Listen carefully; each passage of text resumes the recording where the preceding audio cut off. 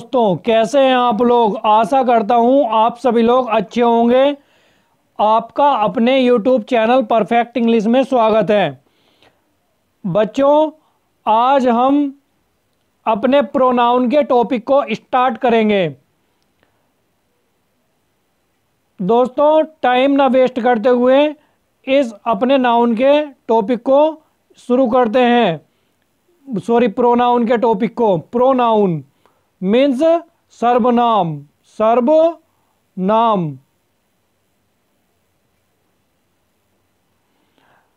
Pronoun a word used in place of a noun.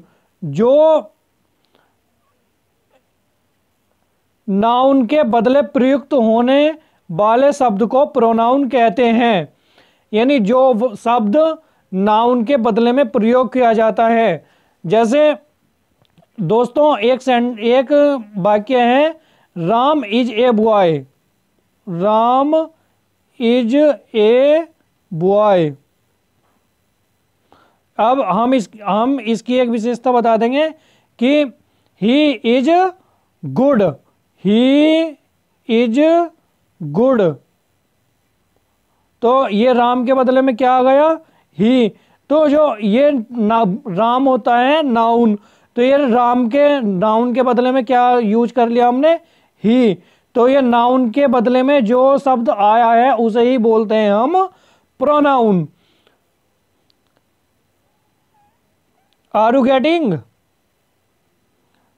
Noun के repetition से बचने के लिए ही प्रोनाउन का प्रयोग किया जाता है। यानी जैसे दोस्तों, हमें विकास को कोई पत्र लिखना है या विकास की कोई विशेषता बतानी है, क्वालिटी, तो हम कैसे बताएंगे कि विकास खाना खाता है, विकास पानी पीता है, विकास घर जाता है, विकास पढ़ता है, विकास लिखता है, विकास टहलता है। तो क्या हम विकास लगाएंगे सब जगह? नहीं लगाएंगे। तो हम क्या करेंगे? विकास के स्थान पर ही यूज कर लेंगे। तो ये ही होता है प्रोनाउन। तो नाउन के रिपीटिशन से बचने के लिए ही क्या यूज करते हैं? प्रोनाउन का यूज किया जाता है। Are you getting? किसी भी वाक्य में एक ही नाउन का बार बार वाक्य की सुंदरता खत्म हो जाती है। यही कारण है कि नाउन के बदले प्रोनाउन का प्रयोग किया जाता है। जैसे Mrs Shukla being a good teacher, she is liked by all the students. यहाँ पर सी हटा दें। नाउन के स्थान पर प्रोनाउन का प्रयोग होता है, न कि नाउन के साथ। Are you getting? नाउन के स्थान पर यूज होता है। यहां पर मिसेस शुक्ला के स्थान पर हो गया सी का यूज।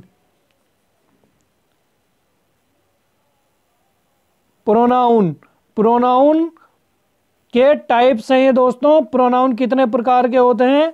प्रोनाउन होते हैं 10 प्रकार के। 10 types of noun are here. कौन कौन से होते हैं noun? Number first is personal pronouns. पुरुषवाचक सर्वनाम। इसमें क्या होता है? I, me, we, us, you, he, him, she, her, it, they, them. ये पर्सनल प्रोनाउन होते हैं जो किसी पर्सन को डिनोट करते हैं। आरु number second is possessive pronouns. अधिकारवाचक सर्वनाम। पजेसिव यानी किसी के ऊपर अधिकार होता है। ये हमें पता चल रहा है। जैसे इसे mine, ours, yours, his, hers, theirs, ये होते हैं। ये किसी के अधिकार को दिखाते हैं। जैसे योर्स कि किसका? तुम्हारा। इस तरह से ये होते हैं। Number third is demonstrative pronouns. संकेतवाचक सर्वनाम। डिमोन्स्ट्रेटिव प्रोनाउंस में संकेत का बोध होता है। जैसे दिस, दैट, दीज, दोज। यह मेरी घड़ी है। यानी ये संकेत कर दिया कि इशारा कर दिया कि वह, दिस मीन्स यह, दैट मीन्स वह घड़ी, या दीज एप्पल्स, ये सेब, दोज बनानाज, वे केले। Number 4 is distributive pronoun. Distributive pronoun means व्यष्टिवाचक सर्वनाम। व्यष्टिवाचक सर्वनाम, जैसे किसी को कोई चीज बांटनी होती, जैसे each, either, neither, every, none, etc. कोई चीज बांटते हैं जैसे ईच, एवरी, ये हो, इसके लिए प्रयोग, इसे बोलते हैं distributive pronouns. Number 5 is reciprocal pronouns. पारस्परिक संबंधवाचक सर्वनाम, जैसे इसमें परस्पर संबंध बताया जाता है, जैसे each other, one another. Are you getting? Each other प्रयोग होता है दो के लिए और दो से अधिक के लिए वन अनोदर का प्रयोग किया जाता है। नंबर 6 इज रिफ्लेक्सिव प्रोनाउंस, निजवाचक सर्वनाम। इसमें अपना निजीकरण के बारे में हमें रियलाइज होता है, जैसे my self, our selfs, your self, your selfs, और himself, her self, it self, them selfs, one self.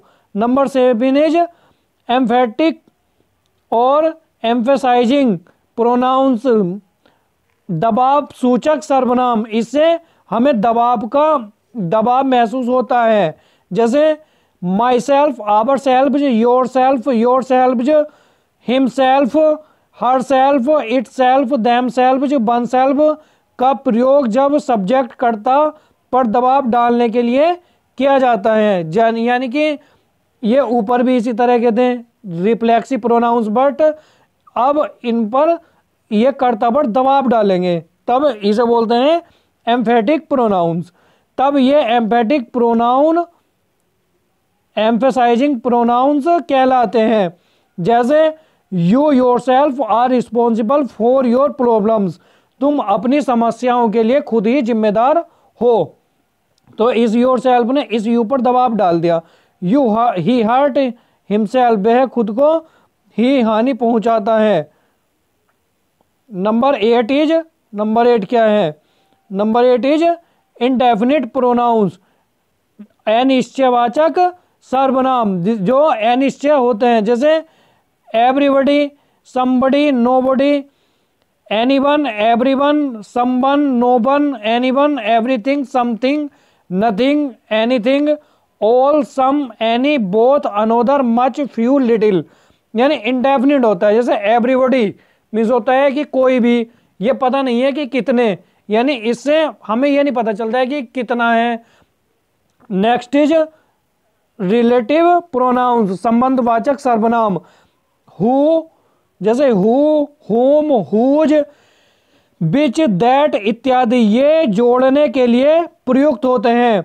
ये दोस्तों जब ये शब्द सेंटेंस के बीच में आते हैं और संबंध बताते हैं, यानी कर्ता का किसी से संबंध बताते हैं प्रोनाउन का, ये कहलाते हैं रिलेटिव प्रोनाउंस।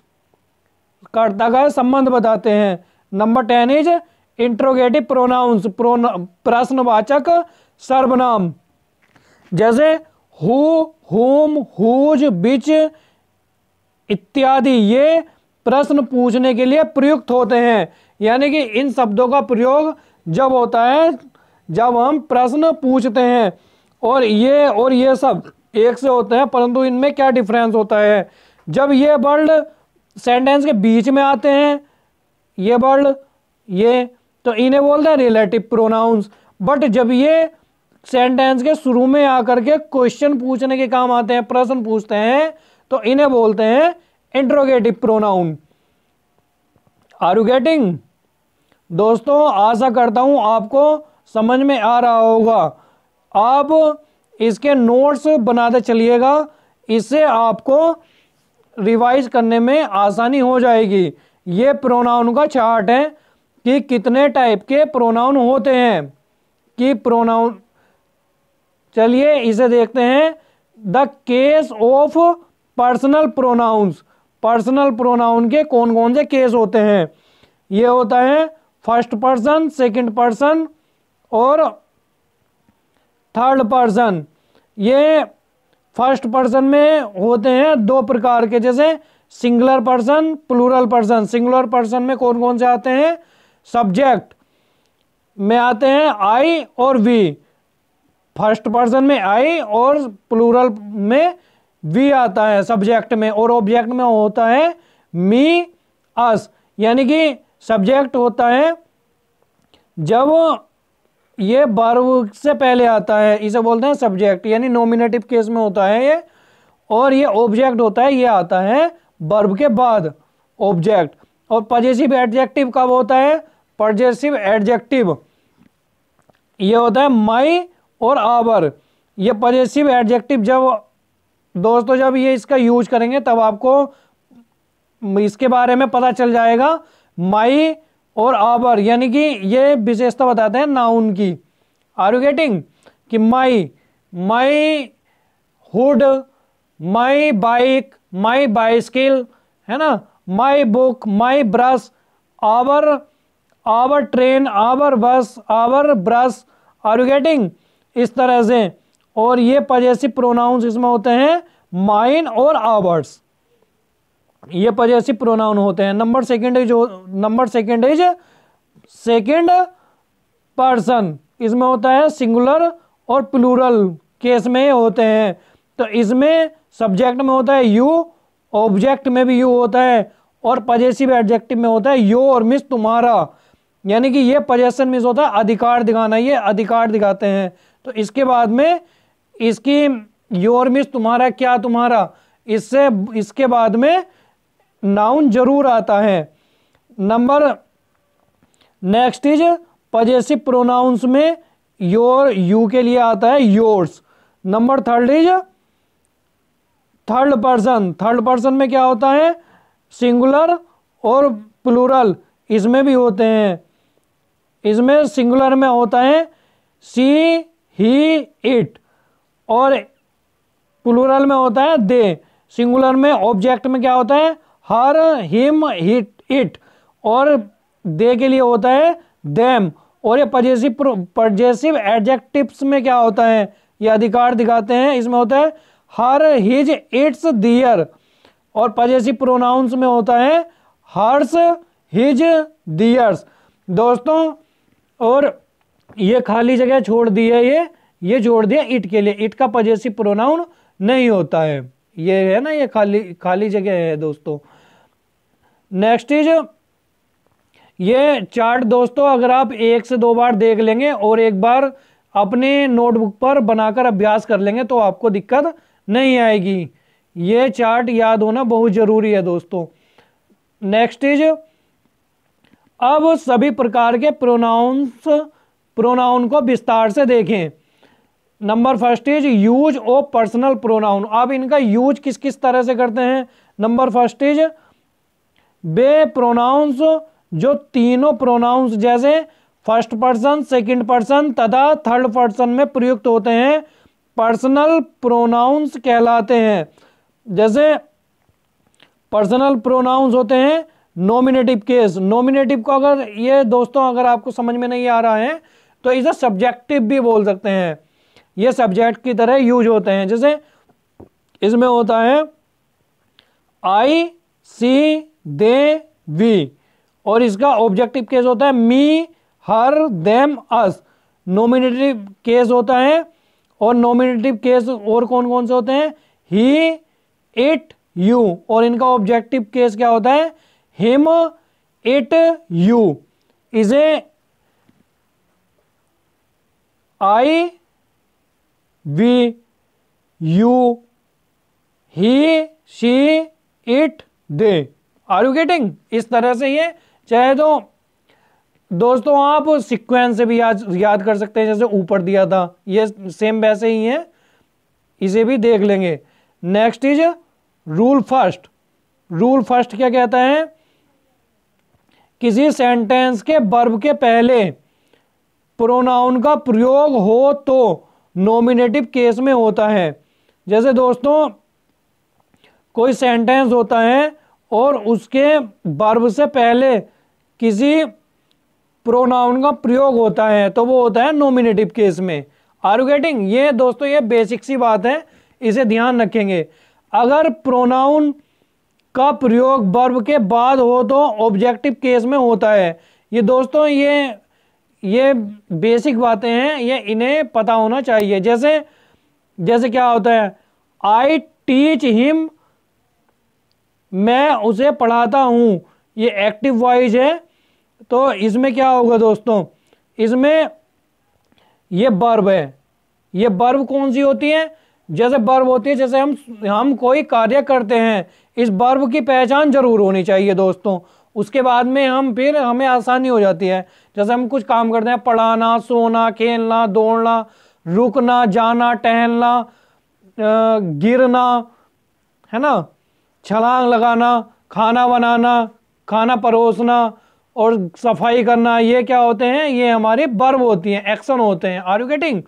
जैसे इस वर्ब से जो पहले होता है तो ये तो होता है सब्जेक्ट, यानी नॉमिनेटिव केस बोलते हैं जिसे, और जो बाद में होता है वो होता है ऑब्जेक्ट। ये बेसिक सी बात है, ये ऐसे ही होता है। Are you getting? सारे सेंटेंस में ये एक्टिव वॉइस में है, एक्टिव वॉइस ये दिया हुआ है, ये के बाद के पहले भी दिया है। Number second is he is taught by me, ये पैसिव वॉइस है।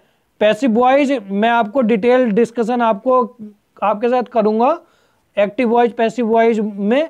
देखो ये पैसिव वॉइस कैसे बनता है, जो वर्ब के बाद वाला है वो तो हो जाता है सब्जेक्ट, ये हो गया सब्जेक्ट इसे, और ये जब पहले आ गया ये वर्ब है, जब ये पहले आ गया तो ये सब्जेक्टिव केस में होगा। और ये टोट बाय मी, और ये आई का बना दिया हमने ऑब्जेक्ट, तो ये इसका आई का हो गया मी, और ये by. Are you getting? Next rule is rule 2। Rule 2 में क्या होता है, जब विभिन्न प्रोनाउंस एक ही सेंटेंस में प्रयुक्त हो और किसी बुरी बात का आभास न हो तो उन्हें 2, 3, 1 के क्रम में लगाते हैं। पहले सेकंड पर्सन, फिर थर्ड पर्सन और अंत में फर्स्ट पर्सन। ये दोस्तों ये जो बात है ये कैसी है, ये है वेरी सॉरी दोस्तों, ये है वेरी इंपॉर्टेंट, ये बहुत इंपॉर्टेंट बात है आपके कंपटीशन एग्जाम के पॉइंट ऑफ व्यू से। Are you getting? जैसे अगर कोई अच्छी बात है और तीनों पर्सन का जिक्र करना है, फर्स्ट पर्सन है, सेकंड पर्सन है और थर्ड पर्सन है, तो पहले तो लगाते हैं सेकंड पर्सन, फिर थर्ड पर्सन, फिर लगाते हैं first person. Are you getting? जैसे ये है number first is you, he and I shall study for the exam. तुम, वह और मैं एग्जाम के लिए स्टडी करेंगे। यो इसमें हुआ है 2, 3, 1, और ये क्रम ऐसे ही रहेगा 2, 3, 1, इसे ध्यान रख लेंगे। नंबर सेकेंड है he and I have finished our work, उसने और मैंने अपना कार्य क्या किया, फिनिश किया। तो इसमें 2 तो है नहीं, तो इसमें 3, 1 कर लेंगे। और number third is you and he have done a great job, तुमने और उसने एक अच्छा काम किया। तो इसमें 1 नहीं है, तो 2, 3, तो सीक्वेंस तो ये ऊपर वाला याद कर लेंगे बस, फिर और बाकी ऐसे ही चलते हैं, जो छूटता है वो छूट जाता है। Number next is rule third. Rule third क्या कहता है, रूल थर्ड में एक ही वाक्य में विभिन्न प्रोनाउंस का प्रयोग करते समय यदि उसमें अपना दोष स्वीकार किया गया हो अथवा कोई बुरी बात कही गई हो तो प्रोनाउंस को 1, 2, 3 के क्रम में रखते हैं। ऊपर क्या था, ऊपर दो ये अच्छी बात थी कि ग्रेट जॉब की, ये काम किया, जो नॉर्मल बातें होती हैं उसमें तो होता है 2, 3, 1। और अगर कोई गलत बात है कि जैसे कोई अपराध कर दिया, मर्डर कर दिया या गलती कर दी, यानी निगेटिव सेंस में, तो वहां पर होता है 1, 2, 3। जैसे I, you and he have made a blunder, blunder means होता है भद्दी भूल, मैंने, तुमने और उसने एक भद्दी भूल की। तो इसमें देखो ये हुआ ना, ये 1, 2, 3। Number second you and he have done this mischief. Are you getting? Mischief miss होता है गलती, मिस्चीफ, है ना। तो इसमें बन तो है नहीं, तो इसमें 2 3 का यूज कर लेंगे, सीक्वेंस वो ही रहता है। Number next is rule 4। Rule 4 क्या कहता है? जब प्रोनाउन बहुवचन में हो तो प्रोनाउन 1 2 3 के क्रम में होना चाहिए, यानी फर्स्ट पर्सन, फिर सेकंड पर्सन और फिर थर्ड पर्सन। जैसे यदि तीनों, उसमें क्या था, ही वगैरह था ना, ये ही है यहाँ, तो ये तो इस तरह से होता है। बट जब तीनों अगर बहुवचन हो तो भी ये इस तरह से ही होता है, 1 2 3 में ही।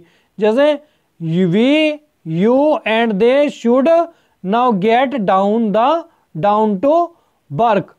Are you getting? जब ये तीनों, तो ये भी इसी तरह से 1 2 3 के क्रम में ही होते हैं। Next is rule 5। What is rule 5? Let, like, between, but, except and prepositions के बाद ऑब्जेक्टिव केस का प्रयोग किया जाता है। जैसे let, like, between, but, except means होता है के अलावा, एक्सेप्ट मीन्स के अलावा, और प्रीपोजिशन, इनके बाद भी क्या होता है, ऑब्जेक्ट का प्रयोग होता है। जैसे number first is let me do this work. तो ये लेट है ना, तो यहां पर ये ऑब्जेक्टिव केस, ये आई नहीं लगाया, यहां पे इन्होंने मी लगा दिया। Are you getting? Number second is there is no problem between she and I. देखो ये सी एंड आई है ना, ये गलत है। क्यों? क्योंकि यहां पर ये बिटवीन, ये क्या है, ये प्रीपोजिशन होता है, प्रीपोजिशन के बाद में क्या आता है, ऑब्जेक्टिव केस। तो ये नीचे ये सही है, हर और मी है ये बिटवीन के बाद में। Number third is everybody but him. ये बट क्या होता है, प्रीपोजिशन होता है। तो प्रीपोजिशन के बाद में यहाँ ही तो लगेगा नहीं, तो यहाँ हिम लगाया है, बाज प्रेजेंट फॉर द मीटिंग, ये सही है। Number 4 is he laughed at I. वह मुझ पर हंसा। तो यहाँ पर ये एट क्या होता है, प्रीपोजिशन, तो प्रीपोजिशन के बाद क्या लगाते हैं, ऑब्जेक्टिव केस, ये सही है। Number 5 is everyone attended the party except me. सभी ने पार्टी अटेंड की मुझे छोड़कर, एक्सेप्ट ही, सॉरी उसे छोड़कर। तो ये गलत है। क्यों? क्योंकि एक्सेप्ट होता है, एक्सेप्ट के बाद में क्या होता है, ऑब्जेक्टिव केस का प्रयोग होता है, तो ये सही है। नंबर 6, रूल 6 क्या कहता है हमारा? रूल 6 इज यदि दो नॉमिनेटिव के बीच तुलना हो तो, यदि दो नॉमिनेटिव्स के बीच तुलना हो तो एज, देन के बाद नॉमिनेटिव केस के प्रोनाउन का प्रयोग होता है। यदि दो नॉमिनेटिव में तुलना होती है तो एज और देन के बाद किसका प्रयोग होता है, नॉमिनेटिव केस का प्रयोग होता है। जैसे he is as fast as me. वह इतना तेज दौड़ता है जितना कि मैं। तो ये गलत है और ये सही है, एज आई, वह इतना तेज दौड़ता है जितना कि मैं। तो दोस्तों जब तुलना होती है तो दो बराबर वालों में होती है ना, तो इस तरह से ध्यान रख लेंगे, ये एक ट्रिक है याद रखने की। तो बराबर वालों में तुलना होती है तो ये नॉमिनेटिव केस है, सब्जेक्टिव केस बोलते हैं इसे। तो ये भी तो सब्जेक्टिव केस होगा ना इधर, तो ये दोनों बराबर हो जाएंगे, तो अब ठीक है। और इधर अगर नॉमिनेटिव है इधर ऑब्जेक्टिव है तो वो गलत होगा ना दोस्तों। Number 3 is I run faster than him. मैं उससे तेज दौड़ता हूं। तो इसमें क्या होगा, आई है नॉमिनेटिव केस और ये हिम कैसा है, ये है ऑब्जेक्टिव केस, तो ये गलत हो जाएगा। Number 4 I run faster than he, ये भी नॉमिनेटिव है और ये भी नॉमिनेटिव है, ये यहां पर सही है। नंबर नेक्स्ट, ऊपर दिए गए उदाहरण में दो सब्जेक्ट्स के बीच तुलना किया गया है, अतः दोनों नॉमिनेटिव केस में होना चाहिए। Are you getting? नोट, लेकिन दो ऑब्जेक्ट्स के बीच तुलना होने पर एज देन के बाद ऑब्जेक्टिव केस के प्रोनाउन का प्रयोग होता है। Are you getting? यानी जो सेम होने चाहिए, जैसे आई नो यू, मैं तुम्हें जानता हूं, एज मच एज हिम, जितना कि उसे जानता हूं। तो ये तुलना किस में हुआ है? ऑब्जेक्ट में हुआ है, क्योंकि ये वर्ब है और वर्ब के बाद क्या होता है? ऑब्जेक्ट केस में होता है, ऑब्जेक्टिव केस में। तो ये यू की और हिम की तुलना की गई है, तो ये ठीक है। Are you getting? नंबर अर्थ, अर्थ क्या होता है इसका? I know you as much as I know him, मैं उसे इतना ही जानता हूं, तुम्हें इतना ही जानता हूं जितना ही उसे जानता हूं, ये इसका अर्थ होता है। नंबर रूल 7, रूल 7 हमारा क्या कहता है? अगर इट का प्रयोग सब्जेक्ट के रूप में हो तो हो, और उसके बाद बी के किसी फॉर्म का प्रयोग हो तो उसके बाद प्रोनाउन के नॉमिनेटिव केस का प्रयोग होता है। जैसे it is I who am to blame, यानी कि इट इज का प्रयोग सब्जेक्ट के रूप में हो, यानी कि इट का प्रयोग ये सब्जेक्ट के रूप में हो गया, तो क्या होगा? इसमें नॉमिनेटिव केस का प्रयोग होता है। Are you getting? यहां पर ये आई, यहां पर मी नहीं लगेगा, यहां मी लगता तो ये गलत हो जाता है, यहां पर इट इज के बाद में आई लगता है। Are you getting? Number next is use of it, use it का प्रयोग कैसे होता है? तो इसमें उदाहरण रूल दिए हुए हैं। फर्स्ट रूल इज इट का प्रयोग जानवर, निर्जीव पदार्थ, देश व शिशु के लिए होता है। इट का बहुवचन दे होता है। इट का बहुवचन क्या होता है? दे होता है दोस्तों। जैसे America is a developed country, it is a super power.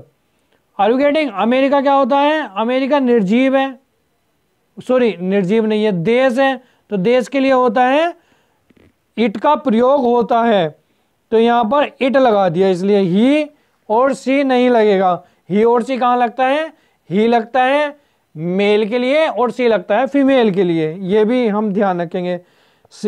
Sri Lanka and Pakistan are developing countries, they are facing internal terrorism, यानी कि श्रीलंका एंड पाकिस्तान ये सब्जेक्ट है, इसके लिए दे लगा दिया। क्यों? क्योंकि ये सब्जेक्ट है, ये होता है प्लूरल केस में। Are you getting? इट की प्लूरल फॉर्म होती है they. Next is rule second, rule second हमारा क्या कहता है? इट का प्रयोग टाइम, वेदर, मौसम, टेम्परेचर, तापमान, डिस्टेंस, दूरी या अन्य प्राकृतिक घटना को एक्सप्रेस अभिव्यक्त करने के लिए इंट्रोडक्टरी सब्जेक्ट के रूप में होता है। इस केस में इट को एम्प्टी इट कहा जाता है, क्योंकि इसका कोई अर्थ नहीं होता है। Are you getting?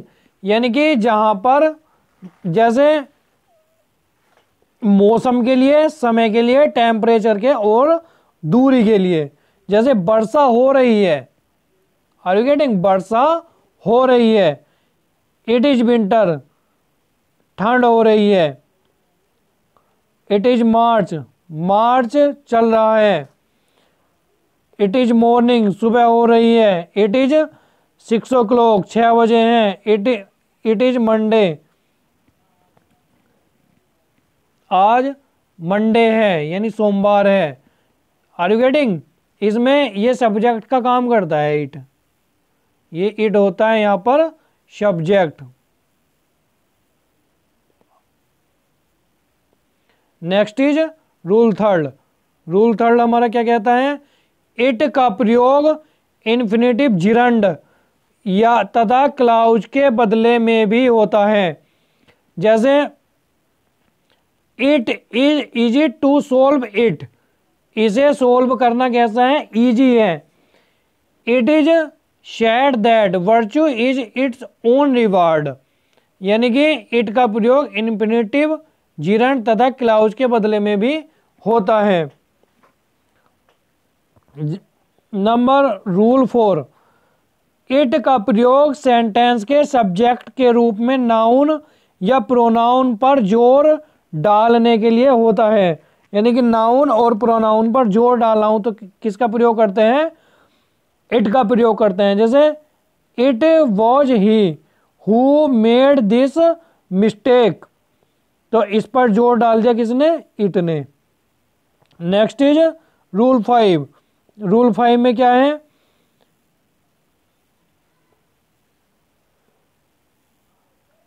इट का प्रयोग फ्रेज या क्लाउज को इंट्रोड्यूस करने के लिए होता है।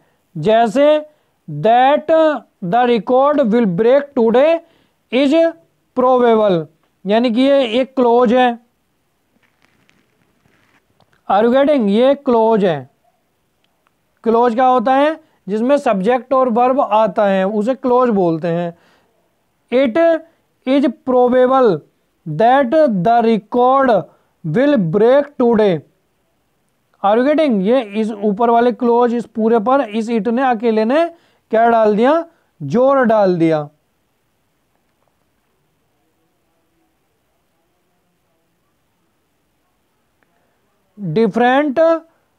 Differences between this and it. It means क्या होता है? यह है। दिस मीन्स यह है। बट इनमें डिफरेंस भी होता है। इसमें डिफरेंस क्या होता है? दिस का प्रयोग किसी व्यक्ति वस्तु के नाम, पहचान, परिचय आदि का बोध कराने के लिए होता है, न कि इट का। जैसे हम बोलते हैं ना कि हु इज, कि वॉट इज दिस, यह क्या है? दिस इज ए बाइक, यह एक गाड़ी है। दिस इज ए कॉम्ब, यह एक कंघा है। दिस इज ए मिरर, यह एक शीशा है। Are you getting? इस तरह से जैसे किसी की पहचान करानी हो, जैसे दिस इज विकास कुमार, यह विकास कुमार है। दिस इज कमल कुमार, यह कमल कुमार है। Are you getting? जैसे दिस इज ए बुक, यह एक किताब है। दिस इज ए पेन, यह एक पेन है। नेक्स्ट इज इट का प्रयोग समय, दूरी, मौसम आदि का बोध कराने के लिए होता है, न कि दिस का।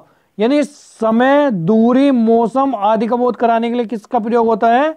इट का, न कि दिस का प्रयोग नहीं होता है। जैसे इट इज 10 AM, 10 बजे हैं। इट इज विंटर, सर्दी हो रही है। इट इज नाइट, रात हो रही है। नोट, दिस के बाद नाउन का प्रयोग हो सकता है। दिस के बाद नाउन का प्रयोग हो सकता है। जैसे दिस बुक, बुक क्या होता है? नाउन होता है। और इसका प्रयोग किसके बाद हुआ है? दिस के बाद नाउन का प्रयोग हुआ है। नेक्स्ट आगे चलते हैं दोस्तों।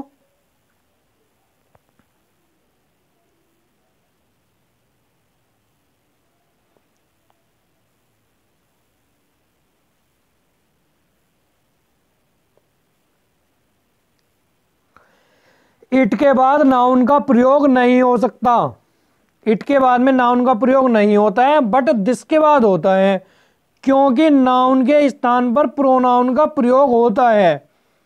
क्योंकि नाउन के स्थान पर किसका प्रयोग होता है? प्रोनाउन का प्रयोग होता है। जैसे इट बुक इज माइन, तो ये गलत होता है। और सही क्या होगा?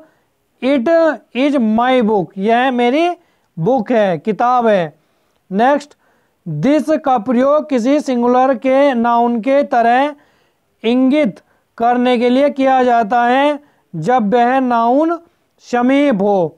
जैसे this boy is very intelligent, यह लड़का कैसा है? बहुत इंटेलिजेंट है। नेक्स्ट इज इट का प्रयोग किसी सिंगुलर निर्जीव वस्तु शिशु के लिए प्रोनाउन के रूप में होता है। इट का प्रयोग शिशु के लिए भी होता है और वस्तु के लिए होता है, निर्जीव। Are you getting? जैसे it is a splendid monument, monument means होता है स्मृति, और स्प्लेंडेड भव्य या अच्छी। नेक्स्ट, दिस के बाद नाउन का प्रयोग हो सकता है, दिस के बाद नाउन का प्रयोग हो सकता है। जैसे दिस बुक, बुक क्या होता है? नाउन होता है। इज माइन, यह बुक मेरी है। नंबर नेक्स्ट इज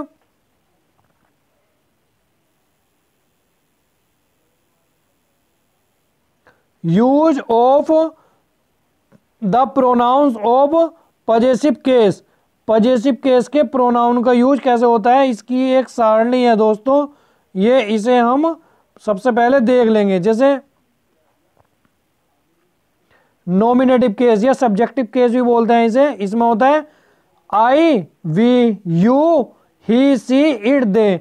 ये तो होता है फर्स्ट पर्सन, ये होता है सेकंड पर्सन यू, और ये होता है थर्ड पर्सन। इसमें क्या होता है? पजेसिव केस में क्या होता है? My, our, your, his, her, its, their. और पजेसिव प्रोनाउन में क्या होता है? पजेसिव प्रोनाउन में होता है mine, ours, yours, his, hers, it का पजेसिव केस नहीं होता है, पजेसिव प्रोनाउन सॉरी नहीं होता है, ये कट लगा हुआ है। और दे का पजेसिव प्रोनाउन होता है दियर्स। Are you getting? इसे ये चार्ट ये ऊपर भी आया था, उस चार्ट को जरूर लर्न कर लेंगे तो आपको ये इसमें बहुत बेनिफिशियल है, ये आपके लिए, that's is very beneficial. Rule first हमारा क्या कहता है? पजेसिव प्रोनाउन का प्रयोग नाउन के पहले नहीं होता है। पजेसिव प्रोनाउन का प्रयोग नाउन के पहले नहीं होता है। जैसे नाउन है स्कूल, इसके पहले पजेसिव प्रोनाउन का प्रयोग नहीं होता है। पजेसिव प्रोनाउन से कौन कौन से हैं दोस्तों? पजेसिव प्रोनाउन ये होते हैं possessive pronouns. Are you getting? इनका प्रयोग नाउन से पहले नहीं होता है। इस चार्ट को, इस सारणी को जरूर से प्रैक्टिस कर लेंगे दोस्तों, 1 से 2 बार ये लर्न हो जाएगी आपको, इसमें कोई बड़ी बात नहीं है। जैसे आवर्स, इसमें क्या यूज होगा? नाउन के पहले क्या होता है? पजेसिव एडजेक्टिव का यूज होता है, तो यहां पर आवर यूज हुआ है, ना कि आवर्स। ये गलत है और ये सही है। नोट, इसमें नोट करेंगे पजेसिव एडजेक्टिव्स का प्रयोग नाउन के पहले होता है। देखो ये यहां पर इन्होंने दे भी दिया है। जैसे दिस इज माई बुक, यह मेरी बुक है, तो ये बुक क्या है? ये नाउन है और इससे पहले हुआ है पजेसिव प्रोनाउन का प्रयोग, माई का। नंबर सेकेंड इज अगर नाउन का उल्लेख हो चुका हो या वह पहले से ज्ञात हो तो उसका उल्लेख फिर से नहीं करना चाहिए। नाउन अगर एक बार यूज हो गई है तो उसका यूज दोबारा नहीं करना चाहिए तथा पजेसिव प्रोनाउन का प्रयोग किया जाना चाहिए। वहां पर नाउन के रिपीटेशन से बचने के लिए हमें क्या करना चाहिए? पजेसिव प्रोनाउन का यूज करना चाहिए। जैसे दिस बुक इज माइन, यह किताब मेरी है। ये चार्ट है दोस्तों, ये सारणी क्या कहती है? ये पजेसिव प्रोनाउंस होते हैं, ये ऊपर भी आए थे, mine, ours, yours, his, hers, theirs. इसमें क्या होता है? ये होता है पजेसिव एडजेक्टिव। ये पजेसिव एडजेक्टिव है दोस्तों, ये ऊपर देखे थे आपने। और ये होते हैं नाउन प्लस नाउन, ये इसके इक्वल होते हैं। Are you getting? जैसे ये है, ये जो सारणी है ये इसके इक्वल है, इसके इक्वल ही तो है ये सारणी। पजेसिव प्रोनाउन बराबर होते हैं पजेसिव एडजेक्टिव प्लस नाउन के इक्वल होते हैं।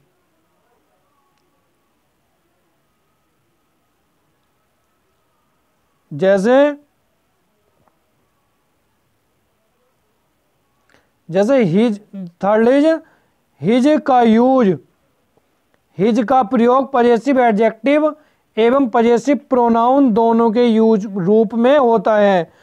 नंबर 4 इज इट्स का प्रयोग पजेसिव एडजेक्टिव्स के रूप में होता है, इसका प्रयोग पजेसिव प्रोनाउन के रूप में नहीं होता है। Number rule second, possessive pronouns का प्रयोग किसी सेंटेंस के वर्ब के सब्जेक्ट के रूप में होता है। पजेसिव प्रोनाउंस का प्रयोग दोस्तों ये ऊपर ये आया था ना कि जैसे ये है योर्स का use, yours is a new car, are you getting, और yours car is a new car, are you getting, your car, sorry, your car is a new car, ये इस तरह से यूज हुआ था। और ये योर्स, और यहाँ पर अगर हम योर्स कार लगाने लगे तो ये गलत हो जाएगा। क्यों? क्योंकि ये होता है पजेसिव प्रोनाउन होता है, और ये होता है, ये इसके इक्वली होता है। और या अगर हम यहाँ पर खाली योर लगा दें और कार ना लगाए तो भी गलत हो जाएगा। पजेसिव एडजेक्टिव के बाद में नाउन आता ही आता है, अगर पजेसिव नाउन एडजेक्टिव आया हुआ है तो। Next is hers is a beautiful house, तो ये भी सही है और ये ऐसे भी सही है, her house is a beautiful house, इसका अर्थ, ये इसका अर्थ होता है। Are you getting? Next is rule third. Rule third में क्या है? पजेसिव प्रोनाउंस का प्रयोग किसी सेंटेंस के वर्ब के ऑब्जेक्ट के रूप में होता है। जैसे he has lost my books as well as yours, उसने मेरी किताबें खो दी और तो और तुम्हारी भी खो दी, ये इसका मीन्स होता है। Are you getting? इसका अर्थ क्या होता है? ही, ये इसका अर्थ भी दिया हुआ है, he has lost my books as well as your books, उसने मेरी किताबें भी खो दी और तुम्हारी किताबें भी खो दी। तो next is he save your time and mind too, इसका अर्थ क्या होता है? Save your time and my time too, अपना टाइम भी बचाओ और मेरा टाइम भी बचाओ। Next is rule 4। रूल 4 क्या कहता है? पजेसिव प्रोनाउंस का प्रयोग किसी सेंटेंस में प्रीपोजिशन के ऑब्जेक्ट के रूप में होता है। ये पजेसिव प्रोनाउंस का प्रयोग किसी सेंटेंस में प्रीपोजिशन के ऑब्जेक्ट के रूप में होता है। जैसे ये है दोस्तों, I prefer your help to her, तो ये गलत है। क्यों? क्योंकि ये प्रीपोजिशन है और इसके ऑब्जेक्ट के रूप में किसका प्रयोग होगा? पजेसिव प्रोनाउन का यूज होगा, न कि पजेसिव एडजेक्टिव का। तो ये हर से यहाँ पर पजेसिव प्रोनाउन, ये सही है। ऐसे ही यहाँ पर है your house is better than my, ये माई नहीं होगा। क्यों? क्योंकि ये पजेसिव एडजेक्टिव है और यहाँ यूज होगा पजेसिव प्रोनाउन का, तो ये पजेसिव प्रोनाउन ये यहाँ पर ठीक है, ये गलत है। Are you getting? Next is rule 5। Rule 5 में क्या है? Separation, leave, excuse, mention, report, pardon, sight, favour के साथ पजेसिव केस का प्रयोग गलत है। उदाहरण देखें, जैसे your separation is very painful to me, separation from you का प्रयोग करें। यानी कि जैसे अलग होना है ना, जैसे your separation is very painful to me, यानी कि तुम्हारा अलग होना मेरे लिए कैसा है? दुखदायक है। यानी कि सेपरेशन के साथ कैसा प्रयोग होता है? पजेसिव केस के साथ का प्रयोग गलत है। Are you getting? क्यों? क्योंकि सेपरेशन अलग किसी की व्यक्ति से तो हुआ जाता है ना। Next is at his sight the robbers fled, at the sight of him का प्रयोग करें। Are you getting? At the sight of him, at the sight of him, are you getting? Next is I need your favour please, favour of from you, इसका प्रयोग करेंगे। Next is she did make mention of you. Next is rule 6। Rule 6 में क्या है? Possessive pronoun में apostrophe S के पहले apostrophe का प्रयोग नहीं होता है। जैसे योर्स, हर्स, इट्स इत्यादि का प्रयोग करना गलत होता है। जैसे the bear had a ring around its nose, तो ये गलत है। और इसमें सही क्या होगा? The bear had a ring around its nose, उसके नाक के आसपास क्या थी? एक अंगूठी थी। तो इट ये होता है ना दोस्तों, इट्स, इसका मीन्स तो होता है उसका। Are you getting? इट्स, इस वाले इट्स का प्रयोग होता है उसका, मीन्स होता है। और ये जो होता है ना दोस्तों, ये जो है आई टी और ये अपोस्ट्रोफी एस लग जाता है, इसका मीन्स होता है, ये वर्ब हो जाती है, इसका मीन्स होता है it is. It is means होता है, तो इसलिए यहां पर इट इज का प्रयोग तो होगा नहीं, ये इट इज हो जाएगा, है ना, ये ऊपर वाले में, तो इसलिए ये गलत है। तो यहाँ पर इट्स, उसकी नाक, ये नाउन है यहाँ पर, इसलिए ये पजेसिव एडजेक्टिव का यूज कर दिया इन्होंने। Next is rule 7। रूल 7 क्या कहता है? जिरंड के पहले पजेसिव एडजेक्टिव का प्रयोग होता है। जिरंड क्या होता है? जिसमें आईएनजी जोड़ देते हैं उसे जिरंड बोलते हैं। तो उससे पहले क्या लगता है? पजेसिव एडजेक्टिव का यूज होता है। जैसे है I was confident of my winning the match, है ना। तो यहाँ पर ये क्या है? ये जिरंड है, आईएनजी लग गया बिन में, तो यहाँ पर क्या लगेगा? पजेसिव एडजेक्टिव लगेगा। Next is number 2, she was not confident of her doing well in the examination.